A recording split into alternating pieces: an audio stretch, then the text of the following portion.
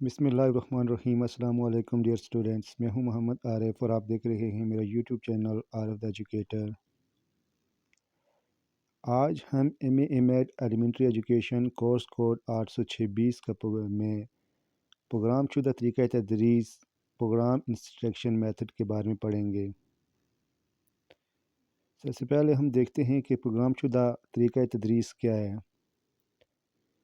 Programme شدہ طریقہ تدریس کا ایسا طریقہ کار ہے جس میں طالب علم خاص سرگرم عمل ہوتے ہیں اور ساتھ ساتھ وہ اپنی رفتار سے سیکھتے ہیں، پھر انہیں اپنی کارکردگی کے نتائج کا فوری علم ہو جاتا ہے۔ اس تدریس کا بنیادی تصور یہ ہے کہ کسی تدریسی یونٹ یا کورس میں موجود معلومات کو چھوٹے چھوٹے متعین یا ایسے مخصوص اجزاء میں پڑھایا جاتا ہے جو باہم منطقی طور پر مربوط ہوتے ہیں۔ اس تدریس کی خوبی یہ ہے کہ طالب علم جوش و خروش کے ساتھ شامل ہو کر قدم بہ قدم معلومات حاصل کرتا ہے اور یوں اپنی رفتار سے سیکھتا ہے۔ وہ حاصل کردہ معلومات کا فہم فوراً حاصل کرتا ہے۔ اس طرح اپنی کارکردگی اور اکتساب کا نتیجہ وہ جلد معلوم کر لیتا ہے، جو اگلے قدم کے تعلم کے لیے تحریک اور دلچسپی کا باعث بنتا ہے۔ یہ طریقہ تدریس 1920 کی دہائی میں ڈاکٹر سڈنی پرسی کی تدریسی مشینوں پر تحقیقات کے نتیجے میں سامنے آیا۔ انہوں نے جو مشین تیار کی تھی وہ طالب علم کو ایک سوال کے کافی جواب مہیا کرتی اور طالب علم خاص نمبر دبا کر جواب کو ریکارڈ کرتا۔ مشین فوراً بتا دیتی کہ جواب درست ہے یا غلط۔ بچوں کو پروگرام عام طور پر کئی طریقوں سے پیش کیے جاتے، مثلاً پروگرام تدریسی مشین، طب شدہ کارڈ، کتابیں، متحرک فلم، ساکن تصویر کے ذریعے۔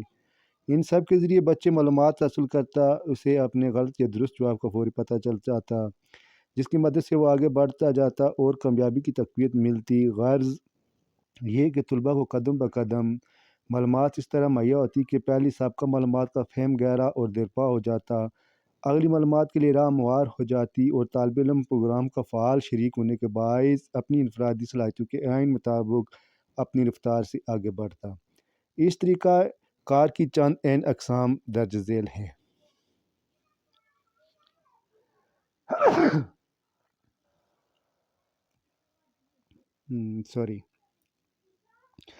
نمبر 1 یک شاخی پروگرام، نمبر 2 کثیر الشاخی پروگرام۔ یک شاخی پروگرام اس تدریس میں معلومات جو چھوٹے چھوٹے ٹکڑوں پر مشتمل ہوتی ان کو فریم کہا جاتا ہے۔ یک شاخی فریموں کے سلسلے پر مشتمل ہوتا ہے جن پر ایک معلوماتی ٹکڑا اور ایک سوال درج ہوتا ہے۔ اس فریم کا جواب طالب علم دیتا ہے۔ اگلے فریم کے ذریعے طالب علم کو درست یا غلط ہونے کا پتہ چلتا ہے۔ جواب درست ہونے کی صورت میں اس کی حوصلہ افزائی ہوتی ہے۔ اس پروگرام میں سوال کا ایک ہی جواب ممکن ہوتا ہے جو خالی جگہ یا دو الفاظ پر مشتمل ہوتا ہے۔ یہ پروگرام ابتدا سے آخر تک ایک لائن میں چلتا ہے۔ اس طریقے کے ذریعے درائی کے عمل کی بدولت معلومات کا فہم اور تعلم گہرا اور دیرپا ہو جاتا ہے۔ کثیر الشاخی پروگرام یہ پروگرام پہلے پروگرام سے مختلف و منفرد ہوتا ہے، جو دراصل انفرادی آموزش کا ایک قسم کا خودکار نظام ہے۔ اس میں یہ خیال کم رکھا جاتا ہے کہ ہر سوال کے جواب صحیح صورت میں طالب علم کی فوری حوصلہ افزائی ہوگی۔ اس میں طلباء کی طرف سے غلطیوں کا ہر وقت احتمال ہوتا ہے، اس لیے اس میں ایک بیان کا مطالعہ کر کے اس کے ساتھ دیے گئے سوالات کو طالب علم پڑھتا ہے جو 2، 3، 4 ہوتے ہیں، درست جواب منتخب کرتا ہے۔ اس کو کثیر الانتخابی سوالات بھی کہتے ہیں۔ اگر جواب درست ہو تو طالب علم کو درست جواب کی وجہ بھی بتا دی جاتی ہے اور وہ آگے بڑھتا ہے۔ اگر جواب غلط ہو تو اسے ایک اور بیان بما سوالات دیا جاتا ہے جس میں پہلے سوال کی تھوڑی سی تشریح بھی ہوتی ہے۔ اس وجہ سے یہ کثیر الشاخی پروگرام کہلاتا ہے۔ یہ سلسلہ بتدریج آگے چلتا رہتا ہے۔ طریقہ کار طالب علم کے سامنے پروگرام کئی طریقوں سے پیش کیا جاتا ہے۔ اس کا جو بھی طریقہ ہو، معلومات ہو، چھوٹے چھوٹے ٹکڑوں میں پیش کر دی جاتی ہے، پھر ایک ایک کر کے سلسلے کو مربوط اور قابل فہم شکل دی جاتی ہے۔ اس طریقے کی بنیاد اس نتیجے پر رکھی جاتی ہے: محرک، جواب، نتیجہ۔ پروگرام شدہ تدریس کے پیش کرنے میں چند مراحل طے کرنا ضروری ہوتے ہیں اور یہ درج ذیل ہیں۔ تدریس مواد کو منطقی طور پر چھوٹے چھوٹے ٹکڑوں میں تقسیم کر دیا جاتا ہے۔ معلومات کا ایک چھوٹا سا بامعنی حصہ متعلم کے سامنے پیش کیا جاتا ہے جو فریم کہلاتا ہے۔ یہ کسی خیال پر مشتمل ہوتا ہے۔ ہر فریم کے ساتھ ایک سوال بھی دیا جاتا ہے۔ متعلم فریم پڑھ کر اس کا جواب تحریر کرتا ہے۔ متعلم کو سسٹم کے ذریعے فوری طور پر جواب سے آگاہ کر دیا جاتا ہے۔ اگر جواب درست ہے تو اس کی حوصلہ افزائی ہوتی ہے، جواب غلط ہو تو مزید مطالعے کی ضرورت کا احساس ہوتا ہے۔ اس کے بعد ایک اور فریم پیش کر کے یہ عمل دہرایا جاتا ہے، یوں فریم کے بعد فریم پیش کر کے پروگرام مکمل کیا جاتا ہے۔ آگے بڑھنے کے دوران متعلم کی سابقہ معلومات کو پھر نئے انداز میں پیش کیا جاتا ہے، تکرار کے عمل کے باعث تعلم مزید مستحکم ہوتا ہے۔ اس طرح سبق کا فہم اور نفس مضمین کی بصیرت ملنے سے ہر طالب علم انفرادی حیثیت سے آگے مطالعے کر کے اپنی طبی رفتار سے بڑھتا ہے۔ اس طرح صرف ذہین طلباء بلکہ سست رفتار اور اوسط ذہن کے طلباء بھی تعلیم حاصل کر سکتے ہیں۔ مقاصد کا تعین، کیونکہ جو بھی کام ہو جب تک آپ اس کے مقاصد کا تعین نہیں کریں گے تو وہ اس سے آپ اچھے نتائج برآمد نہیں کر پاتے، اس لیے جو یہ طریقہ تدریس ہے اس میں مقاصد کا تعین بہت ضروری ہے۔ تو آئیے ہم دیکھتے ہیں کہ اس میں کیا کیا مقاصد ہیں اور ان کا کیا تعین کیا گیا ہے۔ استاد کسی پروگرام کا تدریسی مواد تیار کرنے سے قبل کردار صورت میں اس کے مقاصد کا تعین کرتا ہے۔ وہ یہ بتاتا ہے کہ پروگرام پر عمل کرنے پر طالب علم پر کیا تبدیلی آ سکتی ہے اور اس تکمیلی رویہ کیا ہوگا، ساتھ ہی تکنیکی رویے کے اظہار سے متعلق شرائط کی وضاحت کرتا ہے اور اس کے ساتھ قابل قبول معیار کا بھی تعین کرتا ہے۔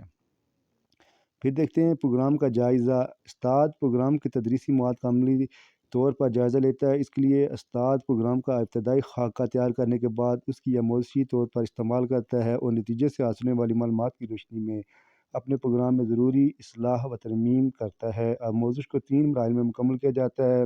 اب اس کی جو آموزش ہے اس کے 3 مراحل ہیں جن کو ہم ذیل میں دیکھتے ہیں۔ انفرادی آزمائش، استاد پروگرام کو ایک انٹرویو کی صورت میں ایک طالب علم پر آزماتا ہے اور اب فریم کے متعلق اس طالب علم کا عمل تحریر کیا جاتا ہے۔ چھوٹے گروپوں پر آموزش، انفرادی آموزش کے بعد گروپ میں اصلاح و ترمیم کرتے ہوئے اس کو دوبارہ 5 یا 10 طلباء کے گروہ پر آزمایا جاتا ہے۔ پھر عملی استعمال، چھوٹے گروپ کی دی ہوئی آراء کی روشنی پروگرام کو مزید بہتر بناتا ہے اور پھر عملی طور پر کمرہ جماعت میں پیش کیا جاتا ہے۔ اب ہم یہاں اس کی کچھ خوبیاں دیکھتے ہیں کہ اس طریقہ تدریس کی کیا کیا خوبیاں ہیں۔ طالب علم کی شمولیت، طالب علم کو فعال اور سرگرم کارکن کی طرح پروگرام میں دلچسپی لیتا ہے۔ طلباء کی حوصلہ افزائی، سوالات کے صحیح جوابات کا فوری علم ہونے سے طالب علم کی حوصلہ افزائی ہوتی ہے۔ طلباء کی نفسیات، انفرادی تعلیم کی طرح یہ بڑا قدم ہے۔ ایک اچھے پروگرام کی تیاری میں جماعت کے تمام طالب علم انفرادی ضرورت کو مد نظر رکھا جاتا ہے، وہ انہیں پورا بھی کرتا ہے۔ ہر طالب علم خواہ ذہین ہو یا کم ذہن اپنی انفرادی رفتار سے کام کرتا ہے۔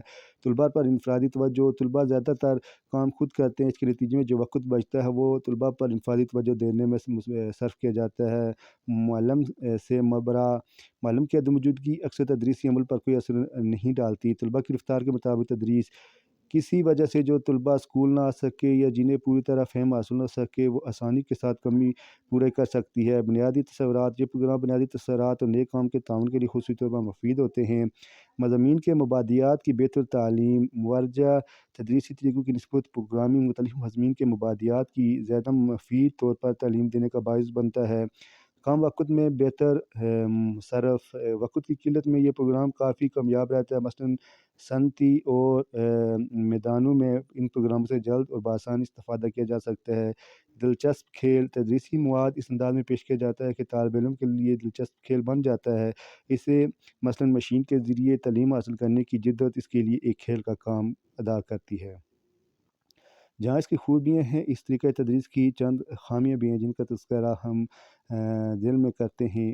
تو آئیے دیکھتے ہیں اس میں کیا کیا خامیاں ہیں۔ استاد کا محدود کردار، پروگرام شدہ اسباق کے سلسلے میں اس خدشے سے اظہار کیا جاتا ہے کہ اس میں استاد کا کام محض مناسب پروگرام کے چناؤ تک محدود ہو جاتا ہے۔ طلباء کا مشین پر انحصار، طلباء کی ذاتی اور اختراعی قوتیں پروگرام کی وجہ سے محدود ہو جاتی ہے کیونکہ وہ ذہنی عمل پر زیادہ بھروسہ کرنے کے بجائے مشین پر انحصار کرنے لگتا ہے۔ طلباء کی محدود صلاحیتیں، طلباء کی سوچنے کی صلاحیتیں محدود کر دی جاتی ہیں۔ تمام مضامین کی تدریس کے لیے ناکافی، تمام مضامین پروگرام شدہ اسباق کے تحت نہیں پڑھائے جا سکتے۔ مثلاً ادب، فن، فلسفہ، تاریخ وغیرہ یہ پروگرام شدہ تدریس کے لیے مناسب نہیں۔ طلباء کے لیے تھکان اور بوریت کا باعث، معلومات کے چھوٹے چھوٹے فریموں کی مدد سے تدریس کے عمل میں آگے بڑھنے سے ذہین طلباء تھکان اور بوریت محسوس کرتے ہیں۔ تصورات کی تدریس کے لیے ناموزوں، طلباء کا زیادہ تر انحصار پڑھنے کی اہلیت پر ہوتا ہے۔ اس طرح وقت کا بہت بڑا حصہ پڑھنے میں صرف ہو جاتا ہے، جس کی وجہ سے بہت سی دوسری مہارتیں تشنیدہ رہ جاتی ہیں، وہ تصورات کے باریک پہلو سے بے خبر رہ جاتے ہیں۔ ڈیئر اسٹوڈنٹس، یہ تھا آج کا ہمارا لیکچر۔ امید کرتا ہوں یہ آپ کو پسند آیا ہوگا۔ اگر میرا یہ لیکچر آپ کو پسند آیا ہے تو پلیز میرے چینل کو سبسکرائب کیجیے اور اسے شیئر کیجیے اپنی فرینڈ اینڈ فیملی کے ساتھ۔ وما توفیقی الا باللہ۔ السلام علیکم۔